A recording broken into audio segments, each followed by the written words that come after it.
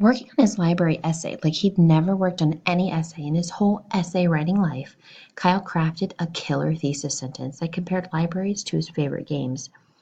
Using a library can make learning about anything and everything fun, he wrote.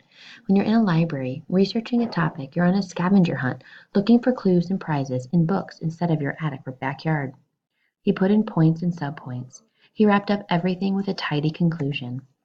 He even checked his spelling, twice. But Akemi had been right.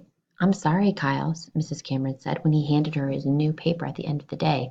"This is very good, and I'm impressed by your extra effort. However, the deadline was this morning. Rules are rules. The same as they are in all board games you mentioned in your essay." She'd basically handed Kyle a go back 500 spaces card. But Kyle refused to give up. He remembered how his mother had written to Mr. Lemoncello's imagination factory when he and his brothers needed a fresh set of clue cards for the indoor-outdoor scavenger hunt. Maybe he could send his essay directly to Mr. Lemoncello via email. Maybe if the game maker wasn't judging the essays until later that night, Kyle still had a shot. A long shot. But hey, sometimes the long ones were the only shots you got.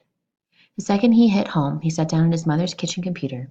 He attached his essay file to a high-priority email addressed to Mr. Lemoncello at the Imagination Factory.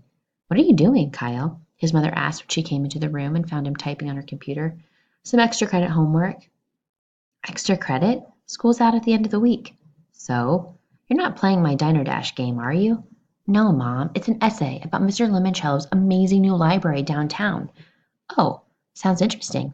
I heard on the radio that there's going to be a gala grand opening reception this Friday night at the Parker House Hotel, right across the street from the old bank building. I mean, the new library." Kyle typed in a PS to his email. "I hope at the party on Friday you have balloons." He hit send. "Who did you send your essay to?" his mother asked. "Your teacher?" "No, Mr. Lemoncello himself. It took some digging, but I found his email address on his game company's website." "Really? I'm impressed."